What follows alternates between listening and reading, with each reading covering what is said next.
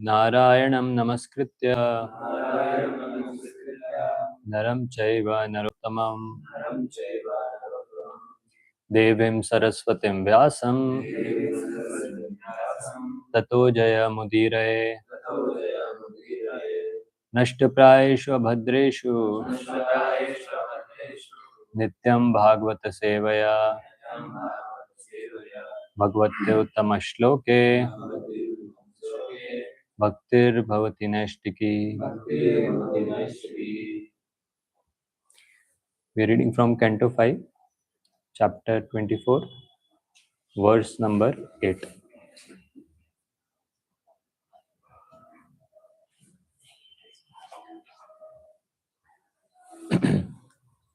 So I'll just read the verse. एतेषु हि बिलस्वर्गेषु स्वर्गाद् अप्य अधिका काम भोगैश्वर्यानंद भूति विभूतिभिः सुसमृद्ध भवनोद्यान क्रीड विहारेषु दैत्य दानव कादरवेय नित्य प्रमुदितानुरक्त कलत्रापत्य बंधु सुहृद अनुचरा ग्रहपतया ईश्वराद अप्य अप्रतिहता कामा माया विनोद निवसन्ति. Word to word meanings. Eteshu, in these, he, certainly, Bila Sorgeshu, known as the heavenly subterranean worlds, Swargat, then the heavenly planets, Api, even, Adhika, a greater quantity, Kama Bhoga, enjoyment of sense gratification, Aishwarya Ananda, bliss due to opulence, Bhuti, influence, Vibhuti Bihi, by those things and wealth, Susamriddha, improved, Bhavana, houses, Udyana, gardens, Akrida Vihareshu, in places for different types of sense gratification, Daitya, the demons, Danava, ghosts, Kadaravya, snakes, Nitya, who are always, Pramudita, overjoyed, Anurakta, because of attachment, Kalatra, to wife, Apatya, children, Bandhu, family relations, Suhit, friends, Anuchara, followers, Grahapataya, the heads of the households, Ishwarat, then those more capable, like the demigods, Api, even, Apratihata Kamaha, whose fulfillment of lusty desires is unimpeded, Maya, illusory, Vinodaha, who feels happiness, Nivasanti, live. Translation and purport by His Divine Grace, S.C. Bhaktivedanta Swami Srila Prabhupada. Srila Prabhupada ki jai. Translation. In these 7 planetary systems, which are known as the subterranean heavens, Bila Swarga, there are very beautiful houses, gardens, and places of sense enjoyment, which are even more opulent than those in the higher planets. Because the demons have a very high standard of sensual pleasure, wealth, and influence. Most of the residents of these planets, who are known as Daityas, Danavas, and Nagas, live as householders. Their wives, children, friends, and society are all fully engaged in illusory material happiness. The sense enjoyment of the demigods is sometimes disturbed, but the residents of these planets enjoy life without disturbances. Thus, they are understood to be very attached to illusory happiness. Purport. According to the statements of Prahlad Maharaj, Material enjoyment is Maya Sukha, illusory enjoyment. A Vaishnava is full of anxieties for the deliverance of all living entities from such false enjoyment. Prahlad Maharaj says, Maya Sukhaya Bharam Udvahato Vimudan. These fools, Vimudas, are engaged in material happiness, which is surely temporary, whether in the heavenly planets, the lower planets, or the earthly planets. People are engrossed in temporary material happiness, forgetting that in due course of time they have to change their bodies according to the material laws and suffer the repetition of birth, death, old age, and disease. Not caring what will happen in the next birth, gross materialists are simply busy enjoying during the present short span of life. A Vaishnava is always anxious to give all such bewildered materialists the real happiness of spiritual bliss. Om Ajnanatimirandhasya Jnananjana चक्षुरुन्मिलितं येन तस्मै श्रीगुरवे नमः श्रीचैतन्यमनोभीष्टं स्थापितं येन भूतले स्वयं रूपा कदा मह्यं ददाति स्वपदान्तिकं वन्देऽहं श्रीगुरो श्रीयुतापदकमलं श्रीगुरून् वैष्णवांश्च श्रीरूपं सागरजातां सहगना रघुनाथान्वितं तं सजीवम् साद्वैतं सावधूतं परिजनासहितं कृष्णचैतन्यदेवं श्रीराधा कृष्णपादान् सहगना ललिता श्रीविशाखान्वितांश्च नमो विष्णुपादाय कृष्णपृष्ठाय भूतले मते भक्तिवेदान्त स्वामिन्निति नामिने नमस्ते सरस्वते देवे गौरवाणी प्रचारिणे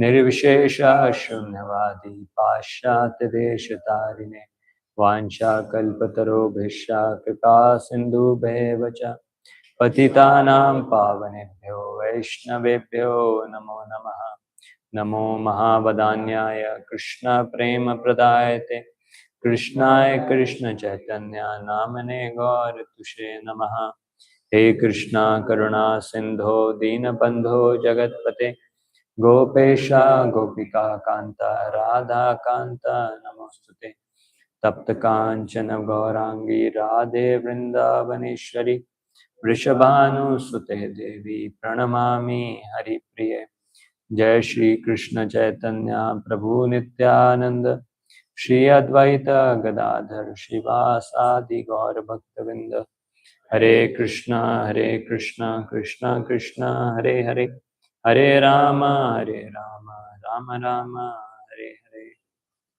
मोक्कं करोति वाचालं पंगुं लंघयते गिरिं यत्कृपातं हम वंदे श्रीगुरुं दीनतारिणम्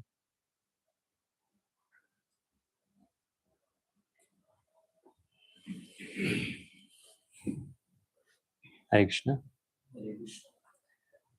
So today we are discussing this verse from the 5th canto, and this chapter is titled The Subterranean Heavenly Planets. So we are discussing about the lower planetary systems, or what is the configuration, or what are the different characteristics of the lower planetary systems. And here we'll discuss so we'll just read from verse number 4, and then we'll come to the discussion of the current verse. So verse number 4 says, till verse number 3 we read yesterday about the positioning of Rahu, and we discussed elaborately about the eclipse, that how does the eclipse occur. It is because of the presence of Rahu, which is a subtle planet.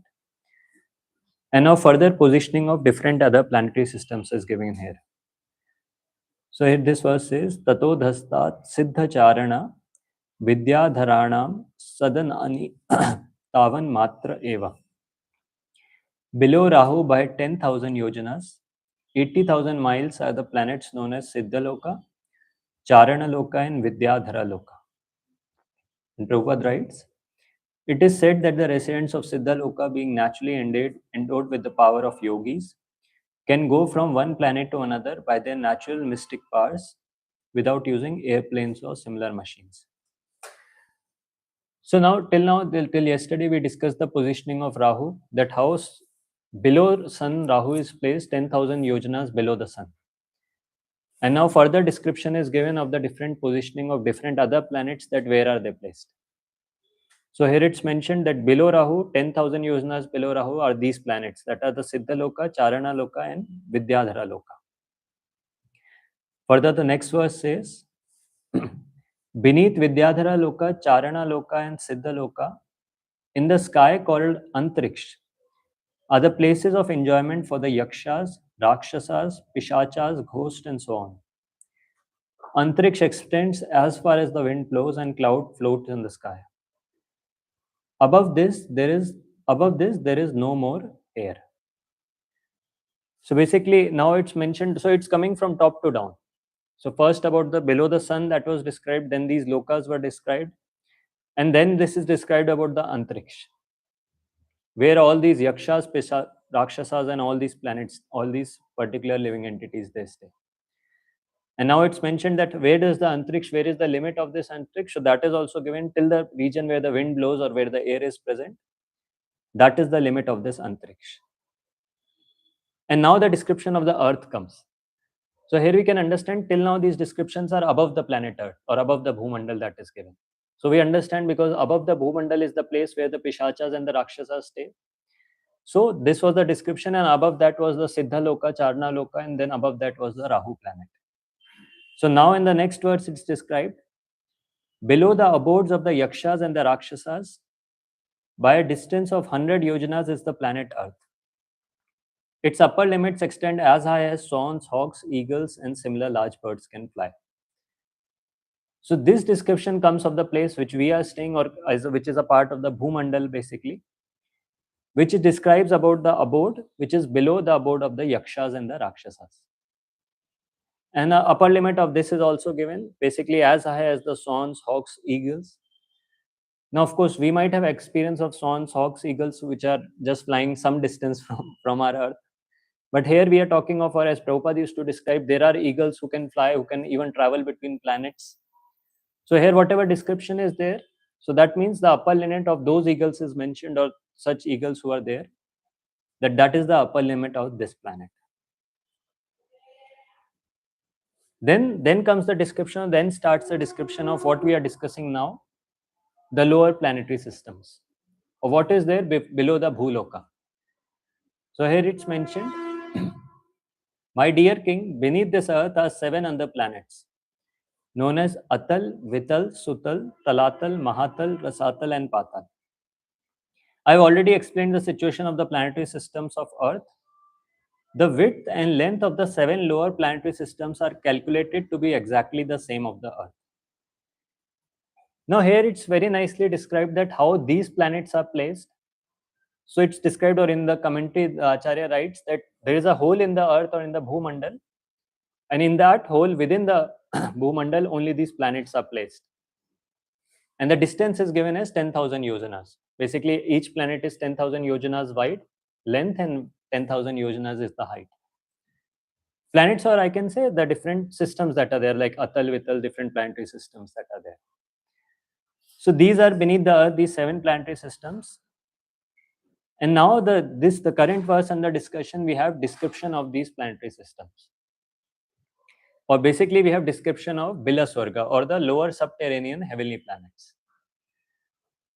So now we understand, we have discussed that there are three kinds of heavenly planets that are there, or 3 kinds of Swarga that are there.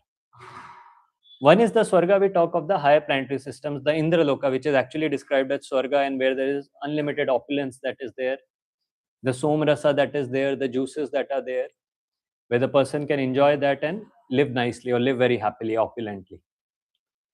That is one description of a Swarga, or that is one Swarga that exists. Then the another description we have discussed previously, that is the Bhauma Swarga that is there. Or in the Bhumandal, the different places or different Varshas apart from this Varsha, or apart from the Bharat Varsha, which are also places of enjoyment. Like we have discussed previously, how there is the ocean of liquor, the ocean of milk, and all those descriptions, that comes in the Bhauma Swarga. And they are also places of enjoyment, or they are also places where enjoyment is there to different extent.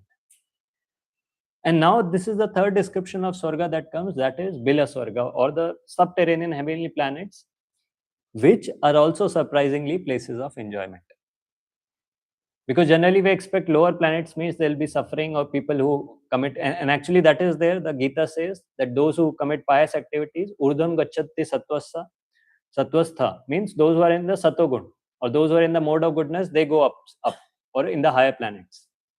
Those in the mode of passion, they remain here. And those who are in the mode of ignorance go in the lower planetary systems. But then we see even in the lower planetary systems, when it comes to standards of enjoyment, they're pretty high. So that is what this verse describes. There are in the 7 planetary systems, which are known as subterranean heavens, there are even beautiful houses, gardens, and places of sense enjoyment, which are even more opulent than those in the higher planets. Because the demons have a very high standard of sensual pleasure, wealth, and influence. So this is a standard because this is what these personalities are looking for. And we understand also, like Devi Devtas, when it comes to the Devtas that are there, they are also devotees of the Lord. They believe in the Vedas, they are devotees of the Lord, but they also have some material desires they want to enjoy. But when it comes to these personalities, they are just against the supremacy of the Lord. And that is why naturally they'll be looking or they'll be wanting more, even more higher standards of pleasure. And that is what is provided, or that is what is the description.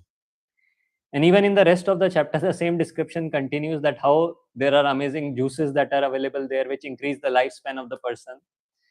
There is no old age, there is no disease, nothing is there. And only the person dies as soon as his time is finished, or as soon as time, whatever time he has, or the sukriti or whatever it is. When that is finished, then the person dies and comes back to this earthly planet. That's how it might be happening. So then it mentioned most of the residents of these planets, who are known as Daityas, Danavas, and Nagas, live as householders. So that is but obvious that there won't be any brahmacharis. What will they do there? Because they want to enjoy. So naturally, householders will be there, all these Daityas, Danavas, and Nagas. And then they'll be engaged in illusory material happiness. And this is what the conception of illusory material happiness, which comes in different places in the Bhagavatam, the family life that is there, or the wife, children, friends, and society. So then a person who is fully engaged in all these things, he is engaged in the illusory material happiness that is there. And these people naturally, because they're demoniac, they just want this material happiness, they are engaged in all these activities. Now the last part that is mentioned, sense enjoyment of the demigods is sometimes disturbed. But the residents of these planets enjoy life without disturbances. So this, I couldn't find the reference, but my speculation was that in the demons, like the Devi Devtas who are there in the higher planets, these demons keep on attacking again and again, or keep on spoiling their peace, or keep on disturbing their peace. But then Devtas don't have that, don't do all these activities to attack the demons unnecessarily. So maybe they are living, or their enjoyment is always undisturbed in that sense. And thus they are understood to be very attached to illusory happiness. And that's why these personalities, they are very much attached. And that is the reason they are there. So one thing we understand, when we read all these descriptions, we have been reading the different descriptions of the Swargas, heavenly planetary systems, the Bhauma Swarga, and even the Bila Swarga. One amazing thing to understand is, or whenever I was hearing one lecture of Prabhupada where he was speaking about this, that whenever we hear about the creation, or whenever we hear about the beautiful creation of the Lord, we should always remember the Creator. The materialistic people who are there, the atheistic people who are there, whenever they hear such descriptions, the thing is they won't accept at all, or they won't have faith in these descriptions. And even if they get some faith, even if they accept, because maybe the science figures out that these are the things that exist in the future, still they'll say this comes out of, or this comes from matter. Or they'll quote some theory XYZ that this is how this creation has happened. But then Prabhupada was nicely saying in that whenever a devotee of the Lord, he hears such descriptions, or he hears about the different phenomena of the creation, or different aspects of the different planetary systems, and he hears such beautiful creation that is there, he always remembers the Lord. Because it's an interesting thing that even in the lower planetary systems, the Lord has created so much enjoyment, and for these people to engage in so many activities. This naturally shows one aspect of the mercy of the Lord, that how these people wanted to enjoy separately, and that is why they are here in this world. How these people were against the supremacy of the Lord. And Lord gives them full scope for enjoyment, or Lord gives them full facilities for enjoyment. And that is why even the Bila Swarga or even the lower planetary systems, he has given so much opulence. So this way, one thing we can understand through these descriptions about the creation of the Lord, or hearing all this creation, we can remember the Creator, that how he has created these amazing things, or how he has created these beautiful planetary systems that are there. So now in the purport, Prabhupada writes, according to the statements of Prahlad Maharaj, material enjoyment is Maya Sukh, illusory enjoyment. So this is one of the shlokas quoted by Prahlad Maharaj in his prayers to Narsimha Dev, where he speaks, and the entire purport Prabhupada writes on that shloka, that how people are engaged in this material enjoyment or in this Maya Sukh, which is illusory enjoyment. And this we have numerous references. Like in the Gita, Krishna says, Abrahma Bhuvana Loka, Punaravartino Arjuna, that even if you go to the highest planet, even if someone goes to the Brahma Loka, where naturally the standards of enjoyment will even be higher than Swarga. But even in such a planet, even in such high planetary systems, finally a person has to undergo death, or finally a person has to die. Of course, the description is those who are devotees of the Lord. So after the annihilation of the entire universe, if Brahma is a devotee and there are devotees along with him, they go back to the spiritual world. But in the case where they are not devotees, then they have to again go in the cycle of birth and death. So the description is pretty clear what is mentioned here, be it the Swargas of the higher planetary systems, be it the Janalok, Satyalok, which is above the Swargalok, or be it the Bhauma Swarga, or be it this Bila Swarga. Ultimately, wherever the person goes, he has to undergo this cycle of birth and death. Or ultimately, a person is not rid of those anxieties. He might have a long life. He might have an anxiety-free life, as it's described in these also, in these Bila Swarga. But still, one day, death will come, or one day, as we say, as sure as death, he is not immortal, or he is not free from that in this material world. And that's why here Prabhupada writes, a Vaishnava is always full of anxieties for the deliverance of all living entities from such enjoyment, from such false enjoyment. Prahlad Maharaj says, Maya Sukhaya Baram Udvahato Vimudan. These fools, Vimudas, are engaged in material happiness, which is surely temporary. And here he writes also, whether in the heavenly planets, the lower planets, or the earthly planets, people are engrossed in temporary material happiness, forgetting that in due course of time, they have to change their bodies. So this is the point that is mentioned, and this is what only a Vaishnava can understand. Because for others to understand all this becomes very difficult. As we say, the general belief that is there is, general people, they speak about that there is no next life at all. As Prabhupada writes here also, not caring what will happen in the next birth, gross materialists are simply busy enjoying during the present short span of life. And we had experience with such materialists also in the last few days. That directly they say there is no next life, and they'll quote Charvak Muni that this life is all in all, and just beg, borrow, and steal, and do whatever, and just enjoy.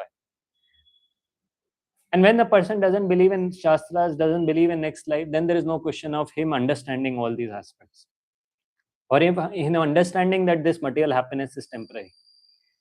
Because according to him, this is what is it all in all. This material happiness, or the short span they have, that is the span that is there, and how much we can enjoy, we enjoy that. But then the point that Prabhupada speaks about here is the Vaishnava is always full of anxieties for the deliverance of all living entities. The Vaishnavas who are there, they understand, or the devotees of the Lord, they understand that these people are actually suffering.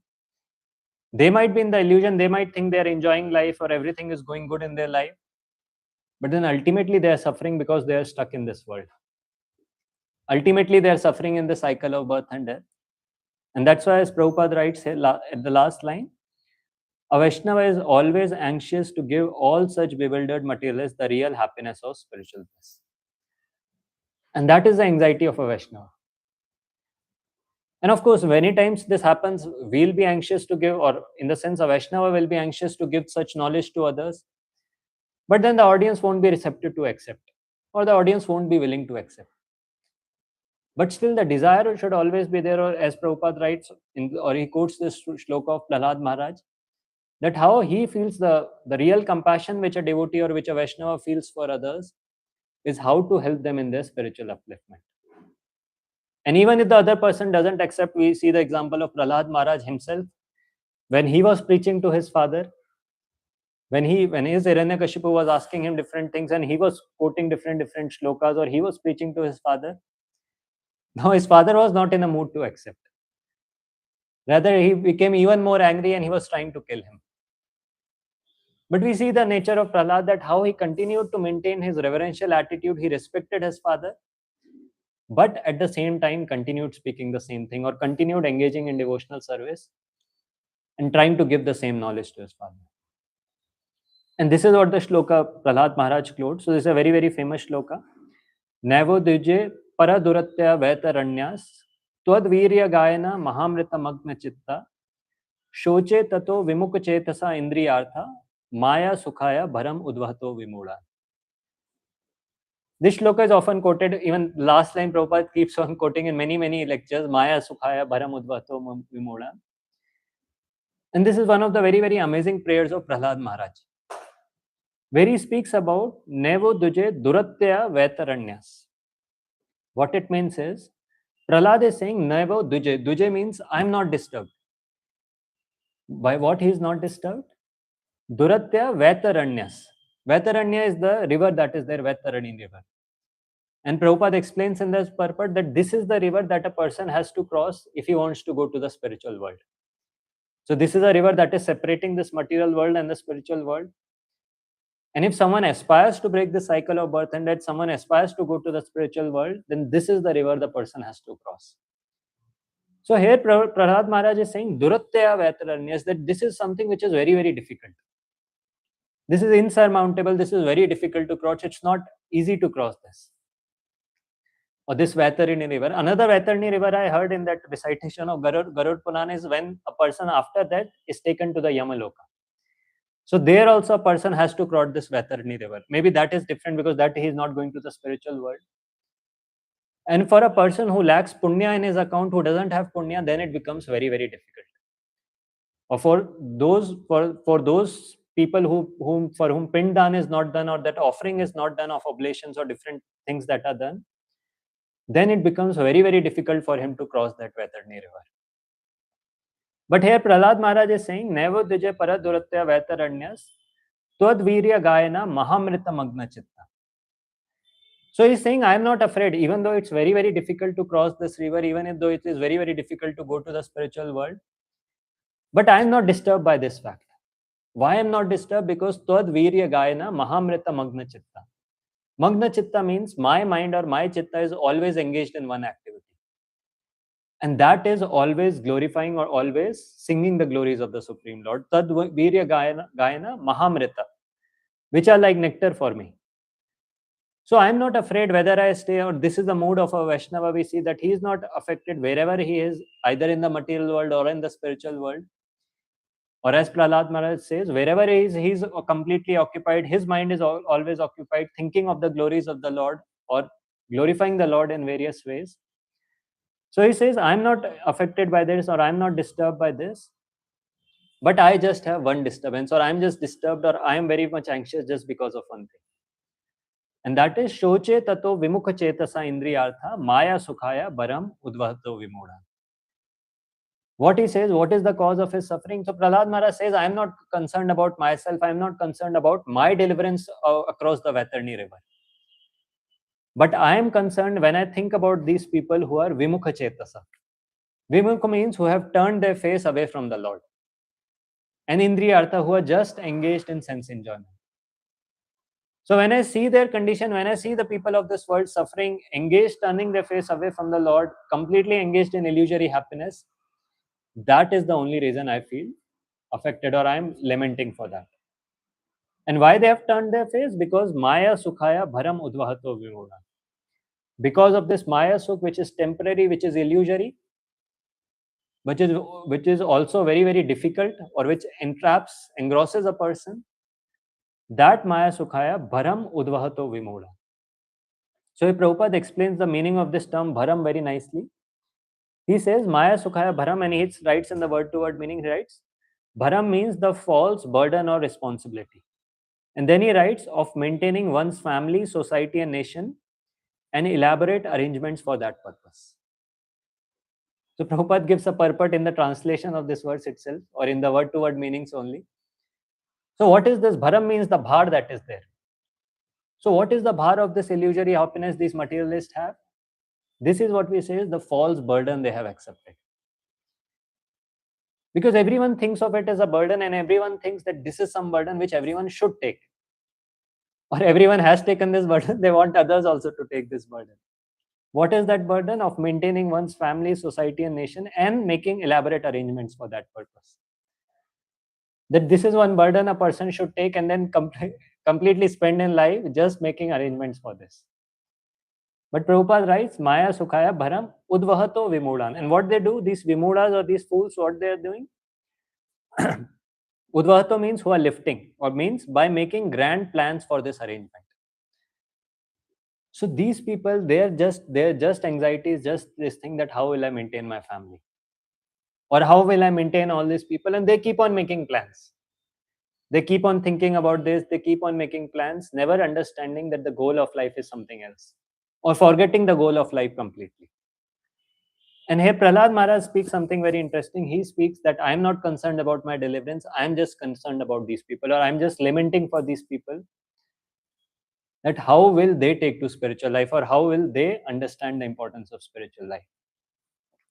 And that's why here Prabhupada writes, a Vaishnava is always anxious to give all such bewildered materialists the real happiness of spiritual bliss. So this is the concern of a Vaishnava. He is always thinking that how these people can get benefited. And then Prabhupada writes a very amazing purport. So one of the things I wanted to clarify. Yeah. So he says, in one line he writes, there is a river, as I was explaining the Vaitarni river, he writes, there is a river known as Vaitarni between the material and the spiritual world. And one must cross this river to reach the other side of the spiritual world. This is an extremely difficult task. As the Lord says in the Gita, Devi hi esha gunamai mama maya durattya. Means, as the Lord says in the Gita also, this crossing this insurmountable ocean or this Vaitarni river or this illusory energy is very, very difficult. And he says, therefore, one cannot surpass the stringent laws of material nature except by the mercy of the Supreme Lord. Nonetheless, although all materialists are baffled in their plans, they try again and again to become happy in this world. Therefore, they have been described as Vimudas, first-class fools. So why he has been used this word? Because Prabhupada used to highlight this word Vimuda, which Prahlad Maharaj uses. Because Muda means foolish already. And Vimuda means special kind of fools or completely fools, what we can say. So why Vimuda is used? Because these people, they don't understand that how they are getting baffled in their plans again and again. As the Gita says, Mo Ghasha, Mo Karmano, that they are always baffled in everything. Whatever activities, whatever hopes, whatever desires they have, they are always baffled. None of them is satisfied. But still, even after getting baffled again and again in all, whatever plans, they again have desires, or they again feel that they can become happy. And that is why they are called as Vimudas. As he mentioned, even though they are baffled in their plans, they try again and again to become happy in this world. And that's why Prabhupada called them as Vimudas, or he translates as first-class fools.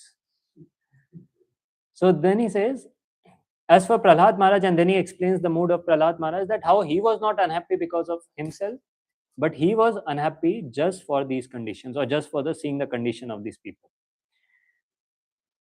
And he says, those who are Krishna conscious, trying to serve the Lord are not unhappy, whereas one who has no assets in Krishna consciousness and is struggling for existence is not only foolish but extremely unhappy also. So this is the fact that is mentioned here, that even though person may be looking for so many happiness, in all the rituals also they speak about the karma kanda rituals, they speak about going to heavenly planets, enjoying happiness there. So everywhere the desire is to get happiness, or everywhere the desire is to do something. Everywhere the desire is to get happiness, everywhere is the desire is to get some temporary material happiness. But here the point that is mentioned is, the point that is mentioned is that ultimately a person cannot be happy in these plans, or he'll be always baffled in these approaches. So now we see this thing, now we see how Chaitanya Mahaprabhu or Sri Chaitanya Mahaprabhu, through his personal life example, through his different teachings, he taught about these things, or he taught that how this material world or the happiness in this material world is all illusory. And he gave us the way, or he gave us the path how to break the cycle of birth and death, or how to achieve the life's ultimate goal. Because that is the goal of a Vaishnava, Sri Chaitanya Mahaprabhu, who was the Lord himself, but who came in the form of devotee just to preach the Sankirtan movement. And only reason why he wanted to preach, of course, there are many reasons for his descent. We described about the internal reasons and the external reasons. But one of the reasons was spreading the Sankirtan movement. Now, another question is that happens in every yuga. Every Kali Yuga, the empowerment or the incarnation of the Lord comes and he spreads the Sankirtan Yuga. He spreads the Sankirtan movement. But what was special about this descent of Sri Chaitanya Mahaprabhu, that he not just spread the Sankirtan movement, but he gave the highest goal of human life, that is attaining Krishna Prem. And that's why we say that what he has given has never been given before, or be given before by any other incarnation. So now it's described in one of the verses which was written by in glorification of Sri Chaitanya Mahaprabhu by Sarvabhaum Bhattacharya. So we know how these personalities had a discussion. Sri Chaitanya Mahaprabhu had a huge discussion or an argument, what can say a discussion with Sarvabhaum Bhattacharya, where first Sarvabhaum Bhattacharya preached the entire philosophy of Vedanta to Sri Chaitanya Mahaprabhu in 7 days. And Mahaprabhu was just listening, he didn't speak anything. And finally, when Bhattacharya asked him that, are you understanding something? I'm speaking for last 7 days, I'm teaching you all these things and you're not even responding. And then Mahaprabhu starts speaking that you have given a very nice explanation, but I don't agree with it, or you have just covered the actual explanation of the Vedanta. And then he gave the real explanation. And that's how we know the entire pastime, how Bhattacharya, he was struck with wonder hearing that explanation. And he surrendered to Mahaprabhu, he became a great devotee. So it's described after he became a great devotee, Sarvabhaum Bhattacharya, he composed 2 verses. So he composed 2 verses on a palm leaf and he gave these verses to Mahaprabhu. Or he sent these verses through some devotees for Mahaprabhu. As soon as Chaitanya Mahaprabhu, he saw these both verses, he tore that palm leaf and threw it off. But then before that, there was one personality called as Mukunda, who was very intelligent, who had copied these verses on the roof of that house. And that's how we have these verses in the Chaitanya Charitamrita also. So these verses, why I'm speaking about these verses, because these explain the mission of Mahaprabhu, or these Sarvabhaum Bhattacharya speaks about that why did Mahaprabhu came to this planet or did his incarnation, and why did he do all these pastimes, what did he came to teach everyone. So this verse is very famous verse which says, Vairagya Vidya Nija Bhakti Yoga Shikshartham Eka Purusha Purana Shri Krishna Chaitanya Sharira Dhari Kripam Buddhir Yastam Aham Prapadya. So he speaks, or here Sarvabhaum Bhattacharya writes that what was the reason of descent of Sri Chaitanya Mahaprabhu, or what did he actually came to teach us, and that was Vairagya Vidya. Vairagya Vidya Nija Bhakti Yoga. So he came to teach these 2 things. Nija Bhakti Yoga means his devotional service. How to perform devotional service to the Supreme Lord. As Prabhupada writes in this purport, he explains in this purport that when Krishna came, he also spoke about devotional service. He gave the entire teachings to Arjuna. And he gave the final 2 verses, which were the most important of the Gita, Sarva Dharman Parityaja, Mam Ekam Sharnam Raja. And the another verse, Man Manabhav Mad Bhakto Madhyaji Mam Namaskar.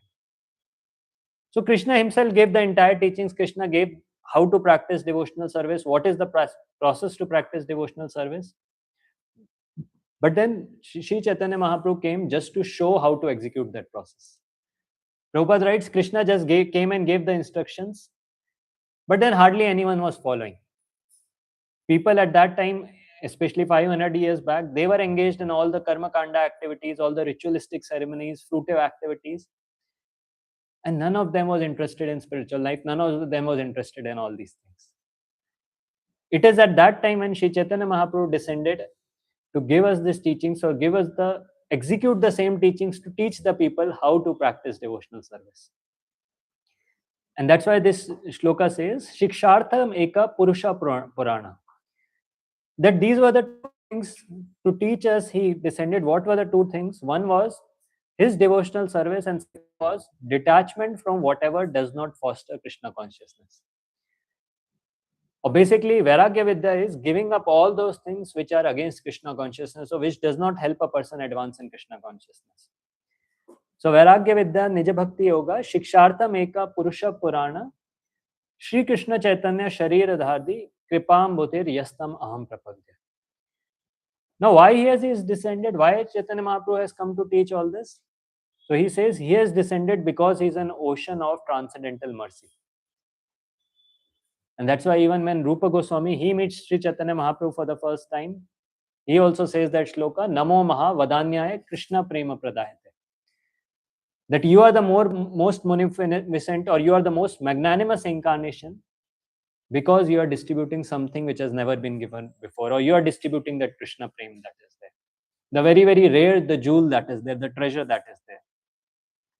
And that is why he says, let me surrender into his lotus feet. Or Kripam Buddhir Yastam Aham Prapadya. So here he clarifies the mood, the same thing which we were discussing about Prahlad Maharaj, that how his mood was for the deliverance of living entities. And how Sri Chaitanya Mahaprabhu, of course, Sri Chaitanya Mahaprabhu is not a devotee, but the Lord himself. But how he acted as a devotee and how he did the same thing, how he preached the same movement just for the deliverance of the living entities. And then he speaks another shloka, the second shloka which Sarvabhaum Bhattacharya writes, he says, Kala nashtam bhakti yogam nijam yaha pradush kartum Krishna Chaitanya nama avir bhutas tasya pada ravinde galam galam liyatam chitta bhringa. So here he says, Kalam nashtam bhakti yogam nijam yaha. Means Kalam in this age, or in this age that is there, this system of bhakti yoga has been lost. Or it has been deviated. People have deviated from the real teachings of devotional service. And that's why Pradush Kartum Krishna Chaitanya Nama. And that's why the Supreme Lord has come in the form of Sri Krishna Chaitanya Mahaprabhu, just to again revive these teachings, just to teach the ancient system of devotional service.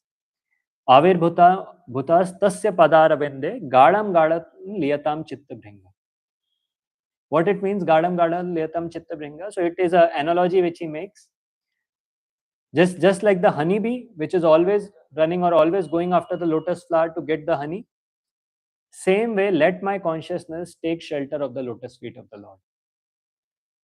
So basically, he's offering obeisances to the Lord, and he's speaking about the purpose of the descent of the Lord, or what was his reason. That was to spread this Sankirtan movement, or spread this ancient science of devotional service. And we have discussed this elaborately, that how there were other devotees also who were praying for the same thing. How Advaita Acharya was also Hunkar, or Advaita Acharya was also calling out to the Lord. That was described as the Prem Hunkar. He was calling out loudly to the Lord, just for his descent to spread this devotional service, or spread pure devotional service to the Supreme Lord. So now, again, the same thing as we discussed, then when Krishna already had come, Krishna had spoken about devotional service, then what was the need of Chaitanya Mahaprabhu's descent? And I already explained that fact, that even though Krishna gave many instructions, Krishna spoke many things, but Chaitanya Mahaprabhu personally showed how to practice devotional service and showed us how to surrender to the lotus feet of the Supreme Lord. And that's why Prabhupada writes in that purport, he says, if one wants to become a devotee of Krishna, he must first take shelter of the lotus feet of Sri Chaitanya Mahaprabhu, following the footsteps of Sarvabhaum Bhattacharya and other exalted devotees. So this is a thing, this is something which is very, very important, which is unknown to many people who want to become a devotee of Krishna, who want to worship the Lord, but they don't even know, or they don't know about the importance of taking shelter of Sri Chaitanya Mahaprabhu. But this is very, very clear that if someone actually wants to become a devotee of Krishna, then taking shelter of Sri Chaitanya Mahaprabhu, and what it means to take shelter is following his instructions, or following the instructions that are coming in the parampara. That becomes very important.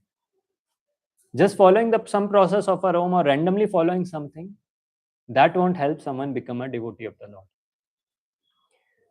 So now we see many pastimes of Sri Chaitanya Mahaprabhu in his young age, and even the famous pastime of his taking sannyas, where he taught by his own example about renunciation, about the importance of vairagya in a devotee's life, or being unattached to all these different material things that are there. There are two pastimes of Sri Chaitanya Mahaprabhu, and this comes in Adi Leela. One of them comes in Adi Leela, where he was cursed once by a Brahmana. And this is a very interesting pastime where he shows, or where Mahaprabhu shows that how much detachment is important. So this one of the pastimes was that when we know when the Sankirtan was happening in Shiva Sangan, when many of the close associates used to come, they used to participate in the Kirtan. But we know the doors were closed, or not everyone was allowed inside. Or there were many people who used to become envious or who wanted to enter inside, but they were not allowed entry. So this is one pastime. So it's come in the Adi Leela, where there was one Brahmana who wanted to see that Kirtan performance, or who wanted to go inside, but because the doors were closed, he was not allowed inside. So what happened is he was very unhappy. And next day he met Lord Chaitanya. It's described he met Lord Chaitanya on the bank of Ganga. And there, because he was very, very unhappy and also he was very, very angry, he cursed Chaitanya Mahaprabhu. So what did he said? It's described, thus he broke his sacred thread and declared. I don't know how they cursed by breaking the sacred thread or something, but he said, I shall now curse you, for your behavior has greatly aggrieved me. So he's cursing the Supreme Lord that I shall now curse you for this reason. And then what was his curse? So he says, this shloka is very nice. Samsara sukha tumara hauka vinasha shapa suni prabhura chitta haile ulasa. So it says, Brahmana cursed the Lord, you shall be bereft of all material happiness. That all your material happiness will be gone. And now if someone is cursed like that, generally the tendency is person will become very upset, very unhappy. But here it's very interesting. Shapa suni prabhura chitta haila ulasa. As soon as Chaitanya Mahaprabhu heard this curse, he became very happy. Or he felt great jubilation within himself. And then it's one more thing that is described. Prabhura shapa varta yei sune shraddhavana brahma shapa haite tara haye paritrana. That even someone, not just Mahaprabhu, became very happy hearing that any faithful person who hears of this Brahmanas cursing Lord Chaitanya is delivered from all Brahmanical curses. So that is a benediction that is given. Of course, the point is, here Prabhupada explains, only ordinary living entities are subjected to curses and punishments of Yamraj. When it comes to the Supreme Lord, he is beyond such punishments and benedictions. But basically, through this pastime, he was teaching that how important it is to be detached from this material happiness. There is another similar pastime which Prabhupada describes in one of the lectures. It's not in Chaitanya Charitamrita, maybe in Chaitanya Bhagavad, where he speaks, this is a Sankirtan pastime, and the Sankirtan movement had started when he was doing Sankirtan along with the associates in Shiva Sangha. There is another pastime when he was very young. So that time he used to serve the Brahmanas to get their blessings. So it was described he'll go near the banks of Ganga and they'll be taking bath. So sometimes he'll wash their clothes. Sometimes he'll clean the plates where they'll come back, because it's described that after taking bath, they used to chant the Gayatri mantra. So sometimes he'll clean that place, sometimes he'll wash their clothes and do various kinds of service to the Brahmanas. So one day it's described that one of the Brahmanas, or they were seeing him regularly doing this service and they were very happy with him. So one Brahmana blessed him. My dear boy, you'll be very happy in your family life. You'll have good wife, very opulent position. So this Brahmana was genuinely very happy by the service of Chaitanya Mahaprabhu in his young age, and he blessed him like that. And Prabhupada speaks in that lecture, Chaitanya Mahaprabhu was blocking his ears and he was saying Vishnu, Vishnu, Vishnu. So this Brahmana, he could not understand. Or he became little angry that what is this person, I am blessing him and he is doing like this. And Chaitanya Mahaprabhu says to him, no, this is not a blessing. Don't bless me like this. And then that Brahmana says, okay, then you'll never be happy in your family life. And then Prabhupada explains like this, yes, this is correct.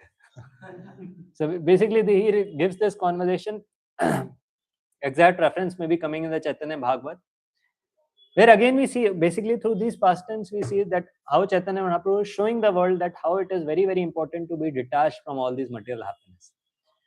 Because this is a general thing, whenever anyone blesses, or whenever the tendency that is there, any kind of person, even a so-called spiritualist or a religious person, when they bless, they also give similar blessings, that khush raho and be happy, stay happy always and whatever.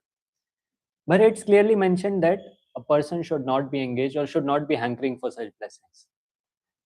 And that's why Prabhupada, when he was describing all this pastime, and then later this says that that's why later he took sannyas, or later Chaitanya Mahaprabhu took sannyas. Because of course it was his plan to do all that. And that's why he didn't wanted to hear all these kinds of blessings. So here we see how Mahaprabhu, when he descended to this world, he came with a mood, he came with a mission that was to help the living entities who were suffering in this world. And also another aspect of his teachings were, he also asked other Indians, or he also spoke to others, that how it is very, very important to spread this message to others. Like how the famous shloka that is quoted often by Prabhupada, Bharat bhumite haila manushya janmayat, janma sarthak kari kara parapkar. That how he spoke about that, how it is very, very important for those who have taken birth in this Bharat Varsha. Why specifically Bharat Varsha? Because we have read previously how the other Varshas, even the Bila Swarga, there's so much enjoyment is there, a person cannot practice devotional service. And that's why in this Bharat Varsha, there is a special benediction that a person can make his life successful, and then he can do something for others, or then he can spread this knowledge to others. And there is another shloka which he speaks after that. He speaks, Etava janma safalyam dehi nam ihe dehishu praner arthe dhiya vacha shreya acharanam sada. So he speaks about that what is the duty of every living entity. Etava janma safalyam. If someone wants to make his life successful, then this is the duty of every living entity, and that is praner arthe dhiya vacha shreya acharanam sada. That by his pran, by his life, by his earth, by his wealth, dhiya vacha, by his words, and even by his own life, the person should promote activities or do activities which are welfare or beneficial for everyone. That's what the last line says, Shreya Acharanam Sada. The Shreya means, or as Prabhupada explains, what is Shreyas? The ultimate benefit of every living entity. So this was the another teaching of Mahaprabhu. First thing was he practiced in his own life. He showed by his own practice how to practice devotional service and how a person should be detached from all kinds of material happiness, which is even the fourth verse of Shikshashtakam, na dhanam na janam na sundarim, that a person should not hanker for all these things. And he also showed by his personal example how to preach this message to others.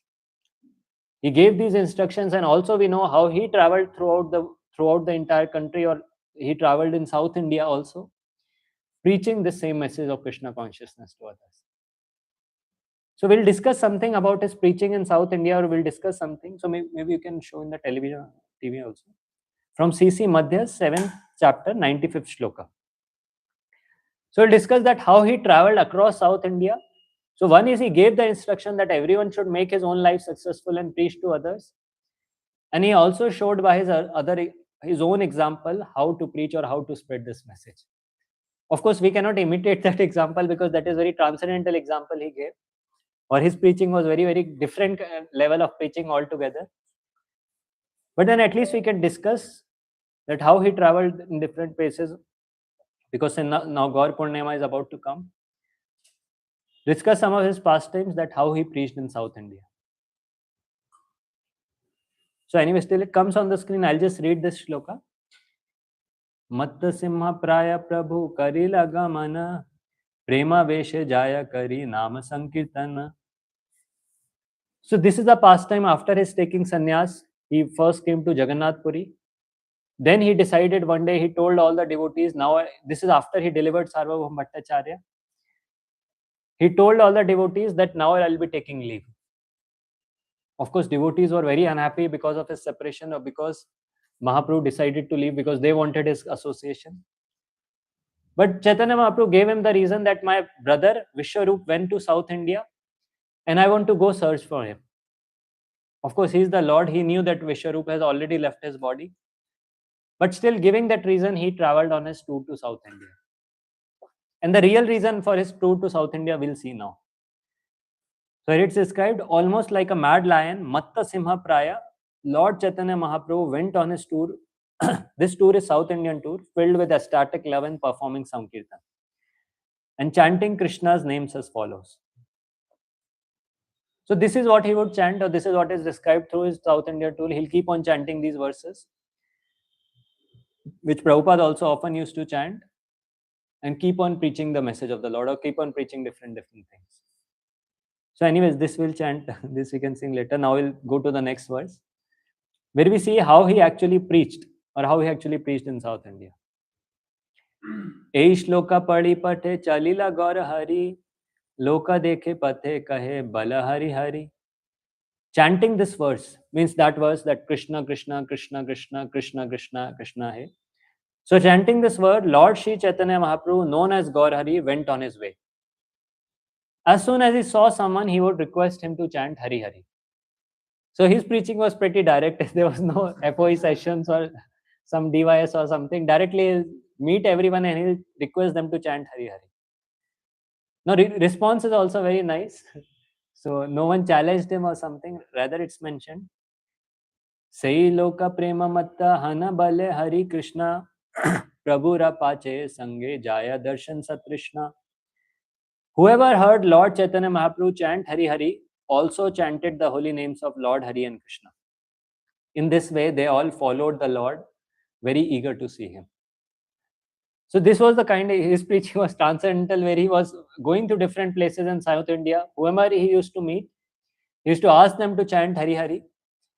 And anyone who sees him, they'll be inspired, or they'll be so much affected by his hearing him, that they'll start chanting and following him. Then further is described, Katashane rahi Prabhu tare alingiya, Vidaye karila tare shakti sanchariya. After some time, the Lord would embrace these people and bid them return home, having invested each of them with spiritual potency. So here Prabhupada writes a very amazing purport. He explains this thing, that how the Lord was going about and preaching, and how the mood of a preacher should be, or how the mood of a preacher should also be. So here he was asking everyone to chant, and then he would embrace these people, having invested this spiritual potency. And here Prabhupada quotes from Bhaktivinoda Thakur. He explains, Srila Bhaktivinoda Thakur explains that this spiritual potency is the essence of pleasure potency and knowledge potency. By these two potencies, one is empowered with devotional service. Lord Krishna himself, or his representative, the unalloyed devotee, can mercifully bestow these combined potencies upon any man. So how can someone get this potency, or how can this potency be given to someone? Only two personalities can do that, either the Lord himself or his representatives.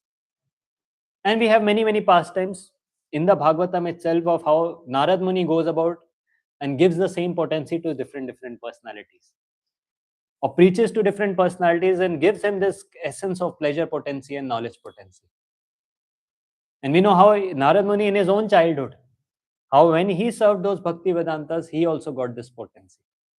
Because it's very clear that this potency can be given by Lord Krishna himself or his two representatives. And then he mentioned, being those endowed with such potencies, one can become an unalloyed devotee of the Lord. Anyone favored by Lord Sri Chaitanya Mahaprabhu was empowered with this Bhakti Shakti. Thus the Lord followers were able to preach Krishna consciousness by divine grace. So here Prabhupada explains this, or here he quotes Srila Bhaktivinoda Thakur, that how can anyone preach Krishna consciousness? And only those who are empowered with this, or only, as we say, Krishna Shakti vina nahi tar parivartan, that one who has that Krishna Shakti or this Bhakti Shakti, they are the ones who are empowered to spread this message. And we see this in the life of Srila Prabhupada himself, that when he went to the West, when he preached this message in the West, and one time his disciples were asking him that what qualification we have, or what was the qualification that you gave us this message? And Prabhupada replied them directly that you don't have any qualification, I gave you qualification. So that is what the point that is mentioned, that anyone who has such potency or who is blessed with such potency, he is the one who can give this potency to others. And here Chaitanya Mahaprabhu, his preaching was intense because he was not just preaching to them. Later on it will come that he was also asking them to go and preach, and these personalities will go and preach in their villages. That's why it was very direct and very quick preaching he was doing, making them leaders also and sending them to their villages to preach there. So now we'll see the next verse. Sei jana nij grame kariya gamana Krishna Bali Hase Kande Nache Anukshana. Each of these empowered persons would return to his own village, always chanting the holy names of Krishna and sometimes laughing, crying, and dancing. So, this was the mercy of Mahaprabhu. Just by hearing him, they also became devotees. They went to their own villages, and there also they continued their activities. They continued chanting the names of Krishna, continued their feeling the ecstasy or the aesthetic emotions. And now we'll see how others got transformed seeing this. Jare dekhe tare kahe kaha Krishna nama, ei mata Vaishnava kaila saba nij grama. Such an empowered person would request everyone and anyone, whomever he saw, to chant the holy names of Krishna. In this way, all the villagers would also become devotees of the Supreme Personality of Godhead. So see, this is how interesting Mahaprabhu, when he went to the south, he would just chant the names of Lord. Whomever he meets, he'll do just two things.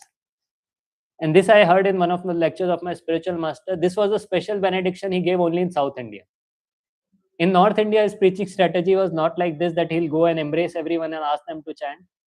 But during his tour of South India, this was a special benediction he gave to everyone. Whomever he met, he'll ask them to chant, he'll embrace them, and they'll be empowered with that potency. And that's how they started chanting, they started experiencing those aesthetic emotions, and then they would go to the village and preach to others. And whomever they would meet, they will also become devotees, or they'll also start chanting the names of the Lord. And here Prabhupada writes, in order to become an empowered preacher, one must be favored by Lord Sri Chaitanya Mahaprabhu or his devotee, the spiritual master. The spiritual master. One must also request everyone to chant the Maha Mantra. In this way, such a person can convert others to Vaishnavism, showing them how to become pure devotees of the Supreme Personality of Godhead. So here the focus is made on this empowerment, that without empowerment, no one can do anything. What to speak about preaching, even to practice devotional service, the mercy of the Lord is needed, or the mercy of the devotees of the Lord is needed. As we were discussing previously also, that for doing anything in spiritual life, or even for practicing bhakti, mercy of the Lord is needed. Without the mercy of the Lord, or without the mercy of his representatives, no one can practice devotional service. Recently, we were reading in 5th canto, one of the purports where Prabhupada had written that even renunciation comes by the mercy of the Lord. So when someone gets that renunciation, someone gets that vairagya, he decides to practice devotional service full time. That also comes by the mercy of the Lord. Nothing can come by our own effort, or if we think that we have got that renunciation or we are the ones who have that power. So that is not how it happens. And here also it's clearly mentioned that even to preach the message of the Lord, the mercy of the Lord is needed. Without the mercy, neither a person can practice devotional service, neither he can get that knowledge, the gyan that is there, the vairagya that is there. As the famous verse in the Bhagavatam, Vasudeva Bhagavati Bhakti Yoga Prayojita Janaiti Ashu Vairagyam Jnanam Chayad Ahetukam. The two things happen when a person practices bhakti, that is gyan, the knowledge, and vairagya, that is renunciation.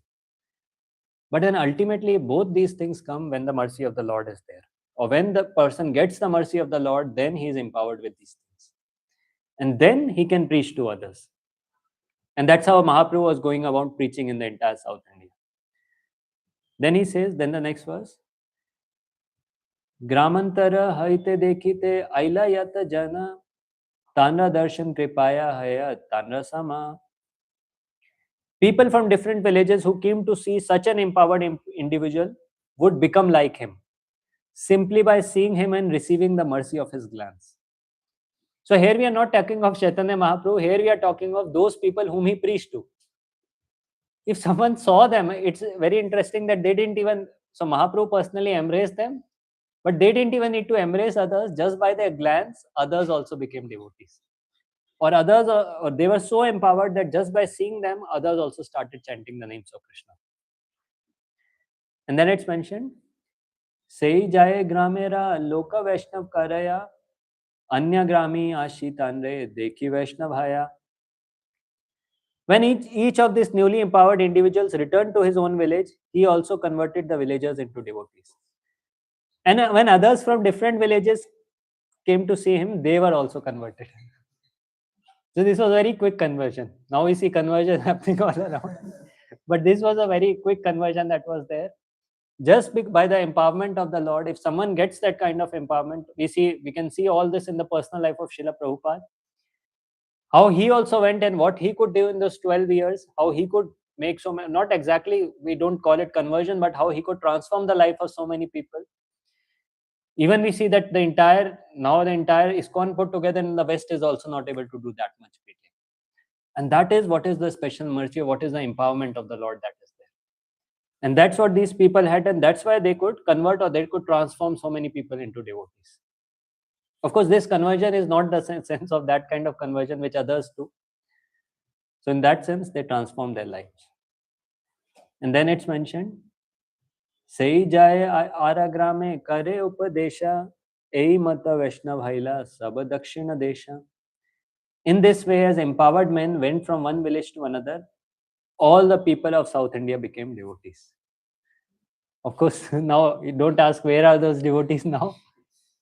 But then this is how it happened. This is what the scriptures say, that how he traveled throughout South India and everyone became devotees. And traces are seen, we hear also multiple times that traces are seen when we go to different temples, even in Kerala and all these different places. They'll still chant the Hare Krishna mantra, they'll chant those mantras that are there. So we can see those traces are still there, that how Mahaprabhu went to South India and preached this message. Then it's described, Ei mata pate jaite shata shata jana, Vaishnava karena tanre kari alingana. Thus many hundreds of people became Vaishnavas when they passed the Lord on the way and were embraced by him. So this was a special preaching he did in South India. Of course, we know in Jagannath Puri, he preached to the elite, he preached to Sarvam Bhattacharya. In Banaras, he preached to Prakashanand Saraswati.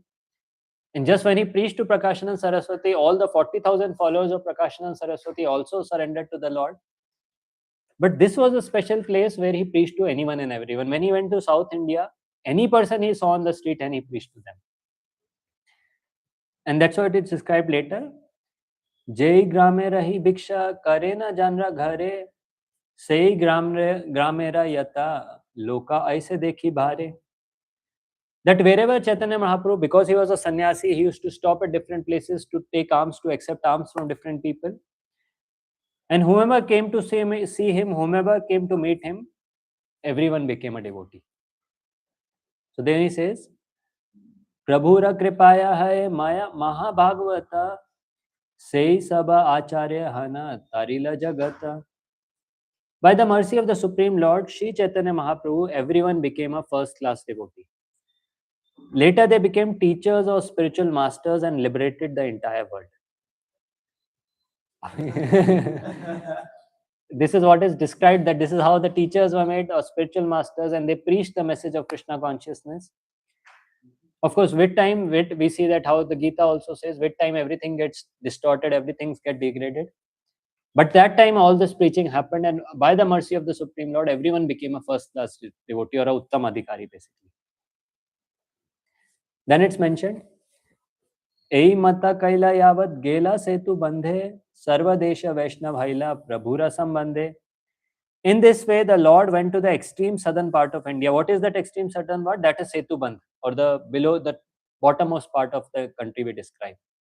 He went to then, and then he converted all the provinces to Vaishnavism. Now there is this very important shloka which comes next, which talks about another very, very important aspect, which Lord personally showed in his example, that where and whom to preach. He says, Navadupa Jay Shakti Nakaila Prakashe Sei Shakti Prakashi Nistarila Dakshin Deshe. So this is what we were discussing, that Lord Chaitanya Mahaprabhu was in Navdeep also. He stayed in Navdeep for such a long time. Then he came to Jagannath Puri also.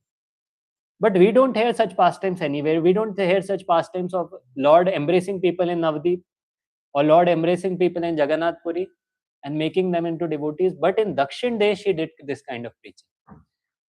And here one of the reasons is described. Lord Sri Chaitanya Mahaprabhu did not manifest his spiritual potency as Navdeep, but he did manifest them in South India and liberated all the people there. So he did not manifest this potency in Navdeep, but in South India and liberated all the people. And here Prabhupada explains the reason for that. So maybe someone can read that translation, but purport, sorry. At that time, there were many smartas, non-devotee followers of Vedic at the holy places of Navadvipa. This was also the birthplace of Lord Sri Chaitanya Mahaprabhu. Followers of the Smriti Shastra are called smartas. Most of them are non-devotees and their main business is following the Brahminical principles strictly. However, they are not enlightened in devotional service. In Navadvipa, all the learned scholars are followers of the Smriti Shastra, and Lord Chaitanya Mahaprabhu did not attempt to convert them. Therefore, the author has remarked that the spiritual potency Lord Sri Chaitanya Mahaprabhu did not manifest at Navadvipa was by his grace manifested in South India. Thus, everyone there became a Vaishnava. By this, it is to be understood that people are really interested in preaching in a favorable situation. If the candidates for conversion are too disturbing, a preacher may not attempt to spread Krishna consciousness amongst them. It is better to go where the situation is more favorable. This Krishna consciousness movement was first attempted in India, but the people of India, being absorbed in political thoughts, did not take to it. They were entrenched by the political leaders. We preferred, therefore, to come to the West, following the order of our spiritual master, and by grace of Lord Chaitanya Mahaprabhu, this movement is becoming successful. So here Prabhupada explains that we discussed about this. Sri Chaitanya Mahaprabhu is the Lord himself. Whatever he wants, he can do. Whomever he wants, he can preach. But of course, he also set this example that why didn't he preach in Navdeep? And the situation there is described, even we know that time Navdeep was the seat of learning. Many great scholars, many pandits were there in this place of Navdeep. Even people from outside used to come just to learn grammar and just to learn Sanskrit and Nyaya philosophy in Navdeep. And that's why it's mentioned, because these people were engaged and they were just focusing on the Brahmanical principles and they were not at all interested in devotional service. That's why it's described Chaitanya Mahaprabhu did not attempt to convert them. And what Prabhupada says, by this it is to be understood that people are really interested in preaching in a favorable situation. Of course, we shouldn't see that as a limitation of Sri Chaitanya Mahaprabhu. If he wanted, he could have done anything. But this is more of a lesson to learn for all of us, that how a person should always try to preach in a place which is favorable. Because a place where no one is favorable or people are not at all interested in devotional service or are very, very sinful, very, very offensive, naturally their preaching, the person will get disturbed himself a lot.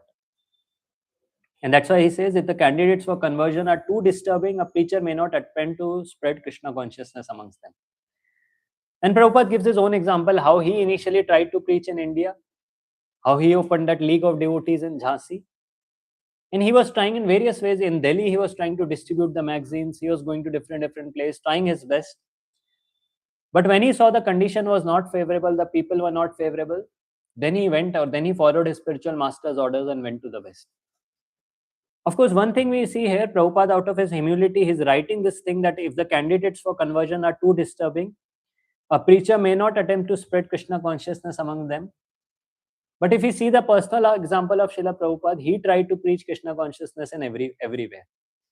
Be it the place was disturbing or be it not. We know he went to places like Africa where people were completely, or in that sense, or in the sense of religious or spirituality, they were completely degraded. And he even sent his disciples to places like China and Pakistan.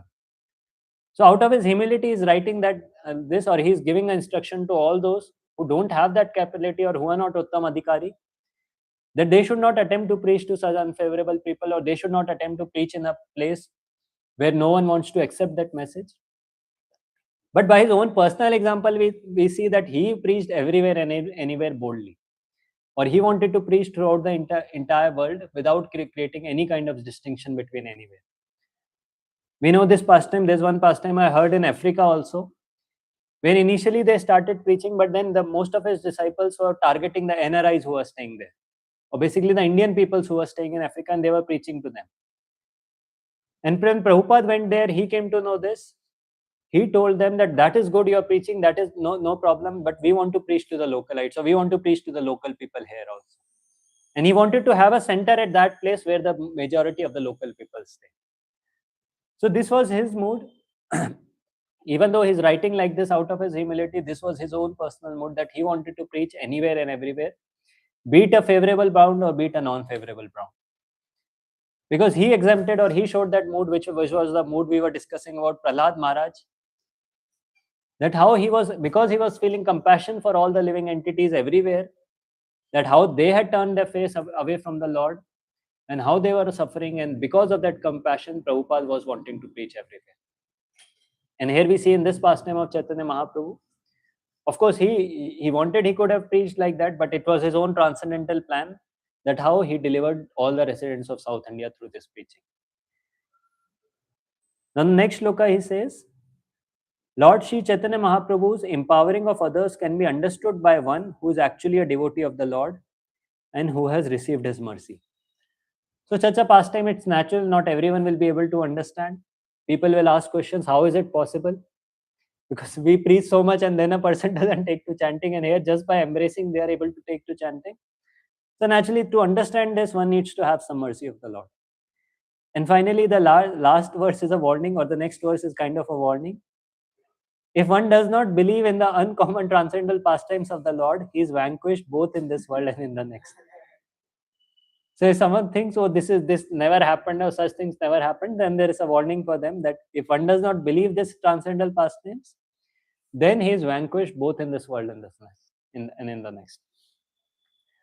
So this is how we see, out of his compassion, Prabhupada or Chaitanya Mahaprabhu traveled through the South India, or traveled to the different places, preached this message, and it's described he actually converted the entire South India to Vaishnavism.